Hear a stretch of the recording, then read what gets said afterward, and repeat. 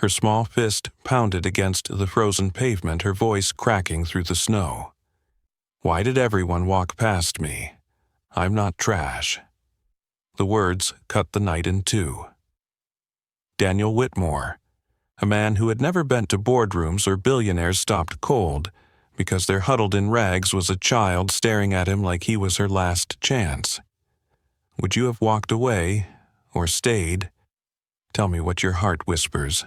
Snow drifted lazily through the streets of London on Christmas Eve, clinging to the cobblestones and the iron railings of Westminster Bridge. Daniel Whitmore, one of the city's most recognizable CEOs, adjusted the collar of his long coat as he stepped out of his chauffeured car. The night was supposed to be simple, a solitary walk to clear his head before returning to his penthouse where a table was already set with food he would eat alone. His life, though overflowing with power and wealth, had grown quiet and mechanical since his wife passed away. He was a man known for closing impossible deals, for transforming struggling companies into empires, but in his personal world, silence was the only constant. He walked past the festive lights strung across the streets, past the sound of bells echoing from St. Paul's Cathedral. Families hurried by their laughter muffled by scarves, their arms full of last-minute gifts. It was a scene that might have warmed him once, but now only reminded him of what he had lost. His footsteps carried him away from the main square toward a side street less touched by holiday cheer. That was when he heard it so faint. He wondered if he imagined it a whisper curling through the air, fragile as the snow itself. "Sir, I just wanted to find my mom." Daniel froze mid-step. He turned, scanning the shadows behind a row of overflowing bins near a narrow alley. There, huddled against a wall of crumbling brick, was a small figure. A girl no older than 6, bundled in a coat that swallowed her tiny frame. One shoe clung to her foot, while the other lay discarded a few feet away. She had arranged flattened cardboard into a makeshift bed, her backpack shoved beneath her head like a pillow. The sight stole the breath from his lungs. For a man who had built a fortune on predicting outcomes and calculating risk, Daniel felt suddenly stripped of control. The girl's lips trembled as she lifted her face streaked red from the cold. Her brown eyes were dull, yet determined, her voice carrying a steady rhythm of truth that most adults could not manage. "I wanted to go to the hospital where Mommy works, but I got lost. I thought maybe if I slept, morning would come." She coughed a dry, rattling sound that made her shoulders shudder. Daniel's instinct pulled him forward before his mind could catch up. He knelt down in the snow, unwrapping the wool scarf from his neck and carefully draping it around her. She flinched at the sudden warmth, then clutched at the fabric with blue-tinged fingers. "Easy, sweetheart," he murmured, his voice thick, far softer than the one investors or board members ever heard. "You're safe now. I've got you." She blinked at him, trying to keep her eyes open against the exhaustion pressing down on her. "Mommy said, if I ever get lost, go where there's light." Her gaze flickered weakly toward the glowing facade of the Whitmore International Building towering above them. "That's why I came here." Daniel swallowed hard, his throat closing around emotions he had buried for years. The child had not chosen his building at random. She had followed the beacon that symbolized power security answers. And now she was looking to him for all of it. He had built a world on numbers and negotiations, but none of that prepared him for this. He slipped one arm beneath her fragile body and lifted her carefully. She sagged into his chest, her weight alarmingly light, her breath shallow against his coat. He could feel the icy chill radiating from her skin, and panic clawed at him, panic he hadn't felt since the night his own wife's heartbeat had faltered in a hospital bed years ago. "My name is Daniel," he whispered as he tightened his hold. "What's yours?" Her lips parted, but no sound came. She simply leaned into him, as if giving him her trust without words. That trust was heavier than anything he had ever carried. The snow fell harder now, a curtain of white muting the city sounds. Daniel shifted her carefully in his arms, pulling his phone from his pocket with one hand. His voice trembled as he spoke to the emergency dispatcher, giving the address, his words clipped with urgency. "I found a little girl outside in the cold. She's freezing, barely conscious. Please hurry." He ended the call and glanced once more at the spot where she had been lying, the cracked pink lunchbox beside the bins, the bent cardboard. It was not just a shelter. It had been her survival. He picked up the lunchbox with his free hand and pressed it against his side before striding back toward the main street. Within minutes, the wail of an ambulance siren sliced through the night, growing louder until red lights danced across the stone buildings. 2 paramedics rushed out, their voices sharp with focus, as they checked the girl's vitals. Daniel stood rooted, unwilling to release her, until one gently urged him toward the waiting stretcher. Even then, he lingered a moment longer, brushing a strand of tangled hair from her face. "Stay with her," one paramedic told him. Daniel nodded without hesitation. He climbed into the ambulance beside her, placing the battered lunchbox at her side as if it were treasure. The doors shut, sealing them in with the hum of machines and the urgency of trained hands. As the vehicle pulled away, weaving through traffic toward St. Mary's Hospital, Daniel Whitmore, the man who thought Christmas had nothing left to give him, tightened his grip around the little girl's hand and whispered almost to himself, "You're not alone anymore. Not tonight."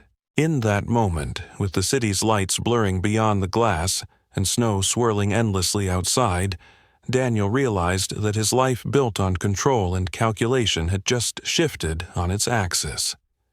A child had appeared in the most unexpected way on the coldest of nights, and brought with her a truth he could no longer ignore. Sometimes the people who need us most are the ones we never planned to meet. The sterile brightness of St. Mary's Hospital stung Daniel Whitmore's eyes as he stepped out of the ambulance, still clutching the little girl's tiny hand. Nurses swept her onto a gurney, their voices urgent but steady, guiding her through double doors that swung open to reveal a corridor washed in white light. Daniel followed close behind, his tailored coat brushing against walls scuffed from years of stretchers rushing through.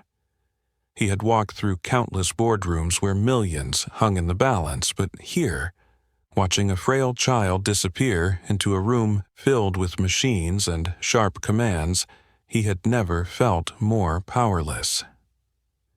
The nurses spoke quickly, attaching monitors, wrapping a warm blanket around the girl, fitting an oxygen mask over her nose and mouth. The faint rise and fall of her chest reassured Daniel, but it was far too shallow. A doctor, his face lined with exhaustion from the holiday shift, turned to him. "How long was she outside?" "I don't know," Daniel admitted, his voice rough. "I found her in the cold, lying on cardboard. She was alone." The doctor's gaze softened briefly before turning back to the child. "We'll keep her stable. Severe hypothermia, malnourished too. She's dehydrated." He scribbled something on a chart, then nodded toward a chair. "You can wait here." Daniel sank into the chair, his hands curling into fists on his knees. The hum of fluorescent lights filled the silence, punctuated by the beeping rhythm of the heart monitor. His eyes refused to leave the little girl. Her face, flushed red from the cold, looked too fragile for this world. She should have been at home under a Christmas tree, not here fighting for warmth on a night meant for miracles. Minutes stretched like hours. Daniel's thoughts darted uncontrollably, colliding with fragments of memory he had kept buried. He saw his wife years earlier in a similar hospital room, the echo of her weakening heartbeat, the way he had clung to her hand as though it could anchor her to this world. And now, here he was again, holding on to a child he didn't even know, terrified of a loss he hadn't yet earned the right to feel. The girl stirred faintly, her lips moving beneath the mask. Daniel leaned forward, straining to hear, Her voice was barely audible, but the words carried weight beyond her size. "Don't. Let them take me away." His chest tightened. He lowered himself beside her bed, brushing a damp curl from her forehead. "No one is taking you away. I promise you, sweetheart." She opened her eyes, slightly glassy and unfocused. "Mommy works here. She was supposed to come home. I was waiting, but she never did." Daniel's heart twisted at the raw honesty in her tone. She had carried herself through the freezing night with nothing but a fragile hope, an instinct to find the light. That thread of faith had led her to his building, as though the universe had decided to collide their paths. "Do you remember your mother's name?" he asked gently. Her fingers twitched against the blanket, trying to form letters in the air. "She wears a blue jacket. It says St. Mary's. I think her name is Anna." The effort exhausted her, and her eyelids fluttered shut again. Daniel sat back, absorbing her words. "Anna? A nurse, maybe. A staff member here lost somewhere in this maze of corridors." He stood quickly searching for the doctor. "She said her mother works here, Anna, in a blue jacket. Can you check the staff records? Maybe she's still on shift."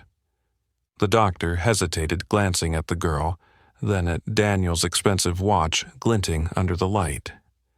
"I'll see what I can do. But tonight's been hectic. We had an unidentified patient brought in earlier, collapsed in a staff stairwell, mid-30s, no ID. She's in intensive care. We don't know who she is yet." The words cut through Daniel like a blade. Unidentified, mid-30s, a woman who might never wake up. He glanced back at the child, her small chest rising with each shallow breath.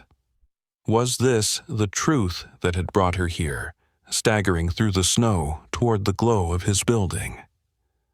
As the doctor disappeared down the hall, Daniel returned to the girl's side. He didn't know why it mattered so much why this child had broken through the fortress he'd built around himself. But in her fragile voice, in her trembling grip on life, he heard something he had once lost, the refusal to give up, even when the world turned cold. Hours bled into the night. Nurses checked her vitals. Adjusted blankets brought warm fluids through an IV. Daniel stayed rising, only to pace the hallway, then returning to her side as if tethered by an invisible string. Through the small window in the door, he saw other families gathered around beds, whispering prayers, sharing hope. He envied them. Hope had long ago become a foreign language to him. But when the girl stirred again, her fingers reaching for the edge of the blanket, he leaned closer. She whispered something he almost didn't catch. "Did I get it right? Is this where Mommy works?" His throat ached. He reached for her small hand, wrapping it gently in his own. "Yes," he said softly, though he could not be certain. "This is St. Mary's. You're safe now." Her grip tightened faintly, as if clinging to that reassurance, to the promise of safety she had been chasing through the snow. For the first time in years, Daniel felt the stirrings of something unfamiliar pressing against the grief he carried. It was small, fragile, but it glowed nonetheless. It was hope threading itself back into his heart through the hand of a child who refused to let go. The night deepened, and outside the window snowflakes spun like sparks under the street lamps.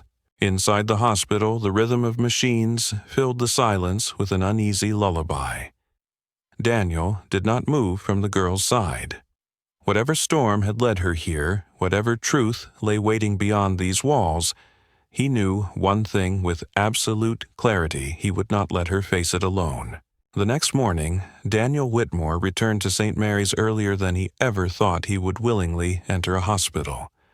The December sky was still dark, the streets outside hushed beneath fresh snow, but inside the hospital a different kind of silence lingered, one of waiting. He carried 2 paper cups of coffee, one untouched in case the little girl stirred awake, though he doubted caffeine was the comfort she needed. He paused in the doorway of her room. The girl, he had learned her name at last. Sophie was curled beneath the blanket, her small hands wrapped tightly around the scarf he had given her. Even in sleep, she seemed to clutch it as if afraid it might vanish. He stood for a moment, allowing himself to take in the sight of her fragile chest, rising and falling before a nurse approached with a clipboard. "She's holding steady," the nurse said quietly. "Warmer now. We'll keep monitoring her." Daniel nodded, relief flooding him, though he did not say it aloud. His life had been one of numbers, results, and certainty. He was not used to resting his faith in a child's pulse. The nurse hesitated, then lowered her voice further. "Mr. Whitmore, about what you asked last night, the unidentified patient." She glanced at the sleeping girl before continuing. "The woman we admitted matches her description. She was found collapsed in the stairwell after her shift. No ID, no family listed. Her badge was missing, but staff recall her Anna Bennett, pediatric nurse. She's in intensive care." The name struck Daniel with a jolt that went beyond recognition. Anna Bennett. He knew that name, though. The memory came to him not as fact, but as a sudden sharp echo. He thanked the nurse, then followed her down the corridor toward the ICU. His footsteps slowed as they neared the glass doors, his chest tightening with something he had not felt in years, anticipation mixed with dread. Inside the room was dim lit only by the glow of machines and monitors. Anna lay motionless on the bed, her face pale, her blonde hair tangled across the pillow. Her hand rested limply on the blanket, a tube running from her arm. The sound of the heart monitor filled the air with a steady, fragile rhythm. Daniel stepped closer, and the memory surfaced with clarity. Years ago, in this very hospital, when his wife was in labor with their son, chaos had overtaken the delivery room. His wife's blood pressure had plummeted, her voice weak with fear. And amidst the storm there had been a nurse with calm eyes and a steady voice holding her hand, whispering reassurance, when Daniel himself had been too shaken to speak. "She's strong. So are you." Those words had anchored them until the cry of a newborn filled the room. His wife had later told him that nurse's name, Anna. Now, here she was again. Not the strong, unflinching presence he remembered, but a woman fighting for her own survival. Daniel reached for the edge of the bed, his fingers tightening against the metal rail. The irony was unbearable. The woman who once steadied his family was now broken and alone, with only a child wandering the streets in search of her. He lowered himself into the chair beside her bed. "You were there," he whispered, his voice trembling despite himself. "You helped my wife when I couldn't. You brought my son into this world, and now your daughter found me." He pressed a hand to his mouth, forcing back the tide of emotion threatening to spill. For the first time in years, he felt as though the past had folded back on itself, demanding that he face it. When he returned to Sophie, she was awake, her brown eyes wide and tired. She blinked at him, searching his face for answers. "Did you find her?" she asked, her voice hoarse. Daniel sat beside her, careful to keep his tone gentle. "I think I did. She's here in the hospital. She's very sick, but she's safe. She's not alone anymore." Sophie's lips quivered. "Can I see her?" "Not yet," Daniel said softly, stroking her hair. "The doctors are helping her. But I promise when it's time you'll be there." She nodded slowly, though tears pooled in her eyes. Daniel felt his chest ache at her quiet resilience, at the way she swallowed fear with a courage too heavy for a child. The day passed in fragments. Doctors rotated in and out, nurses adjusted IVs, social workers arrived with questions. Daniel answered what he could, his presence drawing curious glances. A wealthy CEO sitting vigil by a child who wasn't his. It was not the sort of story hospitals were used to. But Daniel didn't care. Later, in a small consultation room, a woman from social services laid a file on the table. Mr. Whitmore were required to step in. Sophie has no immediate guardian while her mother is incapacitated. If Anna doesn't regain consciousness soon, the child will be placed in emergency foster care. The words cut through him. He pictured Sophie waking in a stranger's house, stripped of the fragile thread of safety she had found. He remembered the promise he had whispered in the ambulance. "No one is taking you away."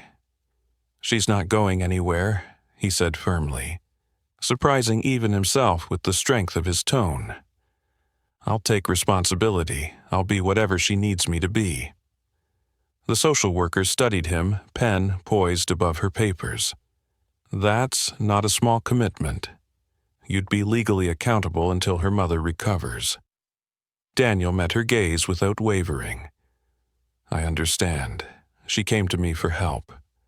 I'm not turning away."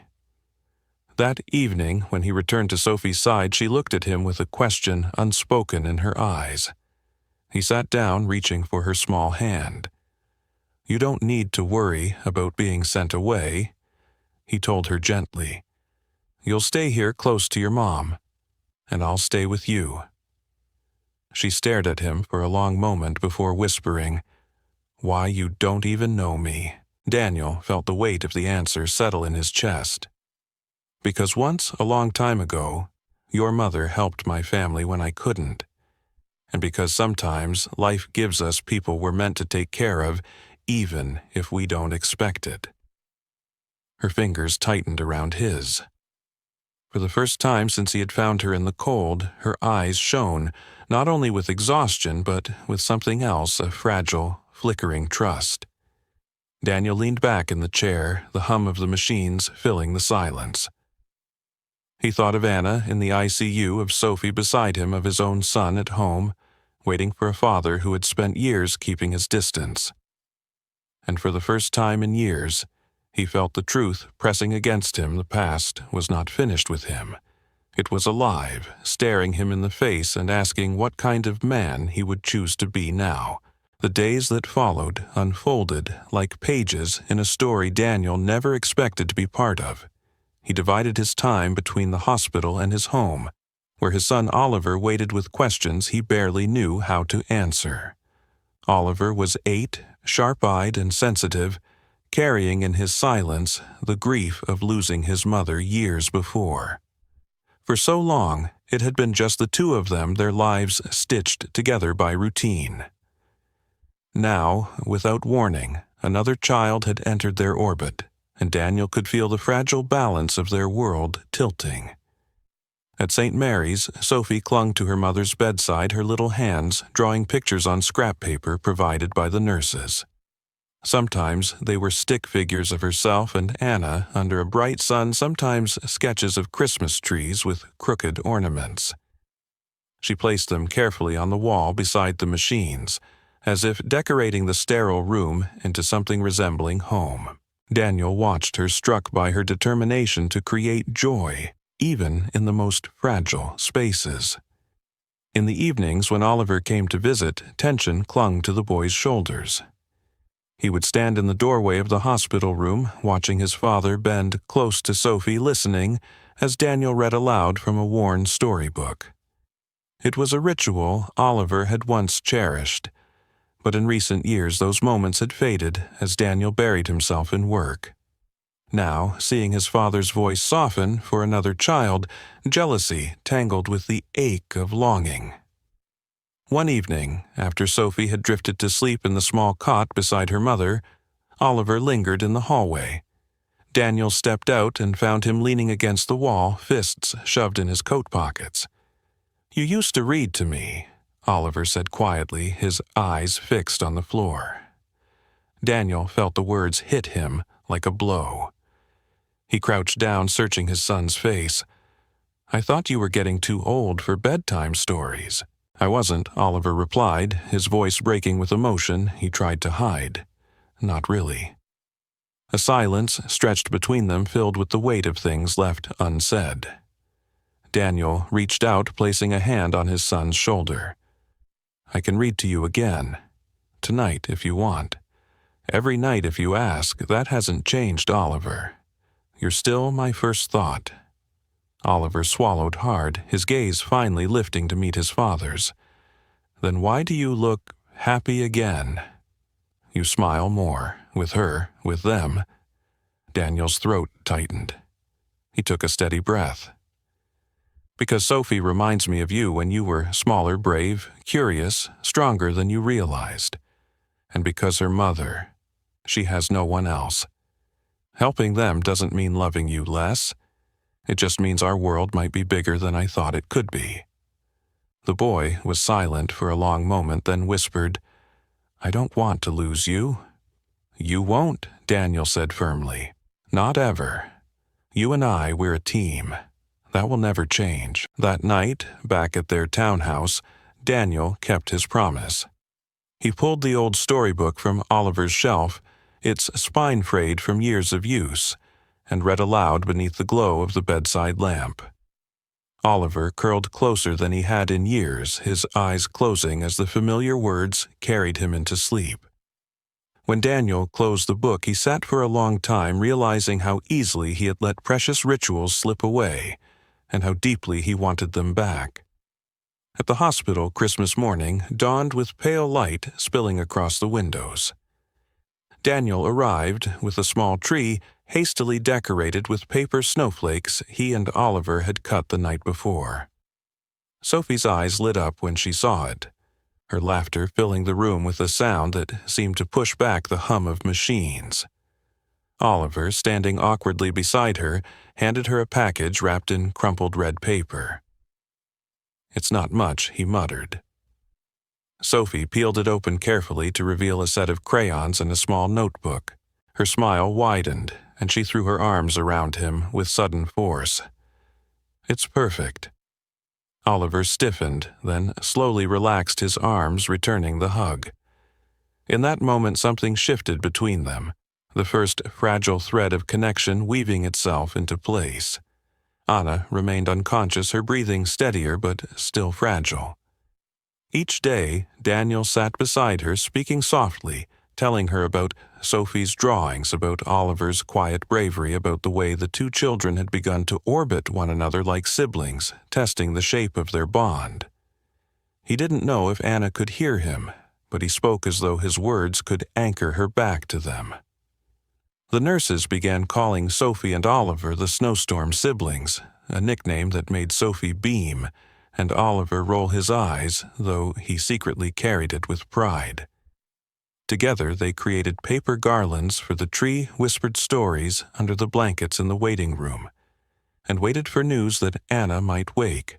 For Daniel, the hospital became less a place of fear and more a place of quiet transformation. He found himself arranging his work around visits, dialing into meetings from corners of the lounge, caring less about quarterly reports and more about whether Sophie had eaten breakfast or Oliver felt seen. It was disorienting the way his priorities shifted without permission, but it was also freeing. For the first time since his wife's death, he felt the stirrings of life beyond grief. One afternoon, while Sophie colored beside her mother's bed and Oliver attempted to teach her how to play a simple card game, Daniel stepped back watching them. Their laughter mingled awkward at first, then genuine. He saw in their smiles something he hadn't allowed himself to believe possible, a glimpse of family not bound by blood, but by choice, by the fragile decision to stay. Later, as the children dozed in chairs too large for their small bodies, Daniel leaned close to Anna's still form. "You once held my wife's hand when I couldn't. You carried us through a storm we thought we couldn't survive. Now, your daughter has done the same for me. I don't know if you can hear this, but if you return to her, you'll find us waiting. Not out of obligation, but because she deserves more than survival. She deserves a family." The machines hummed steadily, the only reply. Yet Daniel felt something shift inside him. He had spent years building walls, convinced that safety lay in solitude. Now, as he looked at the two sleeping children curled near the bed, he realized safety had never been the goal. Connection was. and somehow in the most unexpected way they were building it together. When the nurse dimmed the lights for the night, Daniel pulled blankets over Oliver and Sophie, adjusting them gently so their heads rested comfortably. He sat back in the chair beside Anna, exhaustion heavy but strangely welcome. For the first time in years, he didn't feel like a man defined by loss. He felt like someone standing at the edge of something new, uncertain, fragile, but undeniably alive. In that quiet room, surrounded by children who had begun to call each other brother and sister, Daniel Whitmore understood that families were not always born in the ways the world expected. Sometimes they were built out of broken nights, whispered promises, and the willingness to choose love over fear. And as the snow fell softly beyond the window, he allowed himself to believe, if only for a moment, that they were building something that might last. The room was quiet except for the steady hum of machines. Daniel Whitmore had learned to measure time by the rhythm of the monitors, the rise and fall of Sophie's breath against the silence, and the stillness of Anna's body in the bed. He had almost grown used to the waiting, the not knowing. But that morning, something changed. Anna's fingers twitched a small tremor beneath the blanket so faint he thought he imagined it. Then her lips parted, and a single word broke the air. Sophie Daniel shot to his feet, his heart hammering. "She's here," he said, his voice breaking. "She's right here." The door opened just as Sophie hurried in, her small shoes squeaking on the linoleum. She froze when she saw her mother's eyes, half open, the faintest light flickering behind them. "Mommy!" she cried, racing forward, climbing awkwardly onto the bed. She pressed her face into Anna's chest, sobbing with relief. "I found you. I waited, like you said." Anna's arm lifted with trembling effort, her hand brushing against her daughter's hair. Her voice was fragile but steady. "You were so brave." Daniel stood back, the scene unfolding like a miracle he hadn't dared hope for. Sophie clung to her mother, whispering words between her tears. The machines continued their measured chorus, but the room felt transformed, charged with the unexplainable power of a promise kept. Oliver lingered in the doorway, his hands deep in his pockets. He looked unsure, caught between the instinct to leave and the pull to belong. Anna noticed him, her gaze softening even through her exhaustion. "And who is this?" Daniel placed a reassuring hand on his son's shoulder. "This is Oliver, my boy." Sophie turned quickly, her smile bright through damp cheeks. "He's my big brother now. He takes care of me when you're sleeping." Oliver blushed, glancing down at his shoes. Anna's lips curved faintly. "Thank you," she whispered, her eyes shining at the boy who had quietly stepped into her daughter's world. The days that followed were full of cautious joy. Anna's strength grew little by little, her voice steadier, her color slowly returning. Sophie rarely left her side, drawing more pictures, filling the walls with color. Oliver began to join her sometimes, reading aloud, sometimes just sitting quietly, his presence a comfort Sophie never questioned. Daniel watched them both, his chest tight with a mixture of pride and awe. One evening, Daniel carried in a small potted Christmas tree, its branches uneven, decorated with paper stars cut by Sophie and Oliver. He set it by the window where the lights of the city shimmered in the distance. Sophie clapped her hands in delight. Oliver smirked, as if pretending it wasn't special, and Anna's eyes filled with tears. She reached for Daniel's hand, her fingers weak but sure. "I thought I was meant to do this alone," she murmured. "Just survive for her. But now, you don't have to anymore," Daniel said softly. "You were never meant to carry it all alone." Sophie tugged at his sleeve, then her voice clear and certain. "Daddy Daniel, thank you for finding me." The words pierced him tender and fierce all at once. He crouched to her level, brushing a strand of hair from her cheek. "Thank you for letting me." A year later, snow blanketed the streets of London, and laughter filled the Whitmore townhouse near Hyde Park. The tree glowed with mismatched ornaments. The scent of cinnamon drifted from the kitchen, and two children sprawled on the floor unwrapping gifts with shrieks of joy. Sophie held a handmade book from Oliver, its pages filled with drawings of their journey, and she hugged him so tightly he laughed in protest. From the kitchen doorway, Anna watched her smile, radiant, her eyes full of gratitude. Daniel stepped beside her, handing her a mug of cocoa, the way she liked, with marshmallows melting on top. She met his gaze, and for a long moment neither spoke. Words weren't needed. Daniel thought of that night a year ago, of a child huddled in the cold, and of how everything had changed because she had followed the light. He had believed his life was over, closed off, defined by loss. But here they were, a family rebuilt from brokenness, not by blood or chance, but by choice. And as the snow fell softly against the windows, Daniel knew they were no longer alone. They were finally home. On that cold Christmas Eve in London, Daniel Whitmore believed his life had settled into a pattern of silence and loss. A man who once commanded boardrooms with confidence now carried only the emptiness left behind by grief. Yet fate intervened when he stumbled upon a child, Sophie, sleeping on discarded cardboard, her tiny body fighting against the freezing night. That single encounter unraveled the walls he had built around himself and forced him to face a truth he had long denied. Even the strongest among us need connection, and even the most guarded hearts can be broken open by compassion. Through Sophie, Daniel was drawn into a story he never expected to live.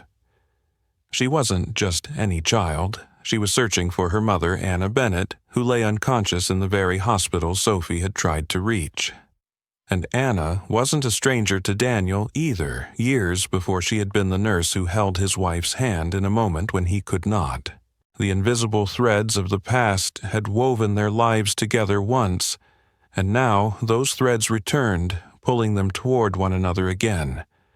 What began as an act of responsibility soon became something deeper. Daniel stayed at Sophie's side when others might have left.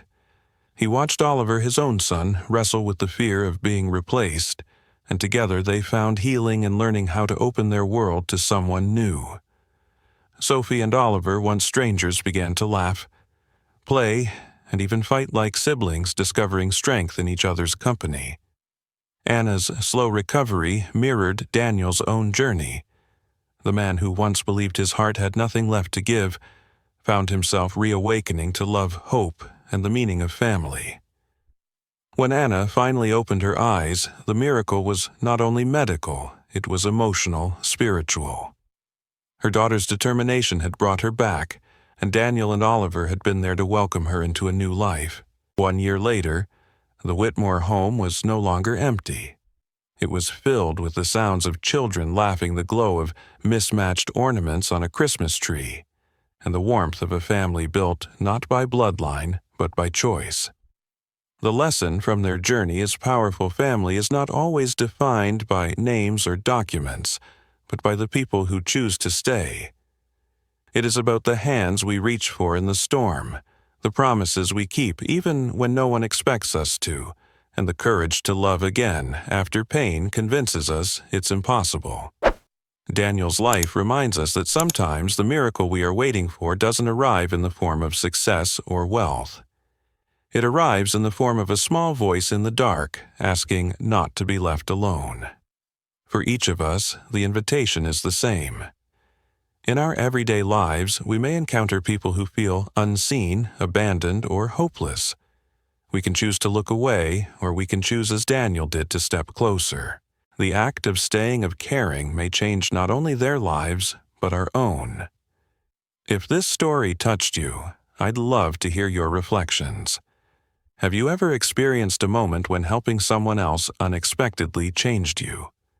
Share your thoughts in the comments below, and please don't forget to subscribe to our channel.